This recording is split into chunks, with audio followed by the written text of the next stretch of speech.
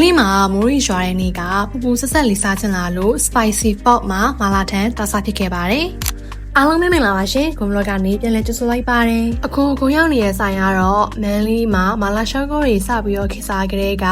ပေါ်ခဲ့တဲ့ဆိုင်ဖြစ်ပြီးတော့မှအခုချိန်ထိမူလလက်ရအတိုင်းပဲမပြောင်းမလဲရှိနေတဲ့ spicy pork ဆိုတဲ့ဆိုင်လေးကိုရောက်နေရပဲဖြစ်ပါတယ်။ကြောင်းလေးကတော့ spicy pork မှာမာလာရှော့ကိုအပြင်မာလာထန်နဲ့တခြား side dish မျိုးစုံတွေပါအများကြီးပဲဖြစ်ပါတယ်။ဂွန်ကတော့ side dish ကိုမာလာထမင်းကြော်လေးတစ်မျိုးထပ်ပြီးတော့မှာထားပါတယ်။မှာထားတဲ့မာလာထန်တွေမရောက်ခင်မာလာထမင်းကြော်လေးစားရင်စောင့်နေလိုက်ပါတယ်ထမင်းကျော်ကတရုတ်ထမင်းကျော်နဲ့မာလာထမင်းကျော်ဆိုပြီးတော့မှနှမျိုးရှိတဲ့အထဲမှာဂွန်ကတော့အနံ့မွေးပြီးတော့မှအရသာပို့ပြီးတော့မှထိမိရဲ့ဒီမာလာထမင်းကျော်လေးကိုပို့ပြီးတော့ကြိုက်ပါတယ်ကဲမှာထားတဲ့မာလာထန်တွေလည်းရောက်လာပါပြီဂွန်တို့က3ယောက်စားတာပါအဲ့ဒါကိုလက်လွန်ချက်သွန်အများကြီးရွှေ့မိပါတာနှစ်ပွဲအောင်ခွဲပြီးတော့မှလာချပေးရတယ်ဒါအားလုံးကတော့9000ခွဲဖို့ရှိပါတယ်ဂွန်တို့ရွေးထားတာလေးတွေကတော်တော်လေးကိုစုံပါတယ်မာလာရှမ်းကောမဟုတ်ပဲမာလာထန်မှာထားတာဆိုတော့လေသူကအရေးပါတဲ့အတွက်အရေးစုပ်တဲ့စားစရာလေးရွေးရဆိုရင်ပို့ပြီးတော့မှအရသာရှိပါတယ်ဥပမာပဲလိပ်ပြီးတော့ကြောက်ပွင့်အဲ့ဟာလေးပေါ့နော်အဲ့ဟာလေးဆိုလို့ရှိရင်ဆိုအရှိကအထက်ကိုစိတ်ဝင်တော့စားရတာပို့ပြီးတော့မှစားလို့ကောင်းတယ်ပြီးတော့ကွန်ကအခုကွန်စားပြနေရဲ့မာလာဂျယ်လီခောက်ဆွဲလေးအရန်ကြိုက်ပါတယ်အဲ့ဒါအမြဲ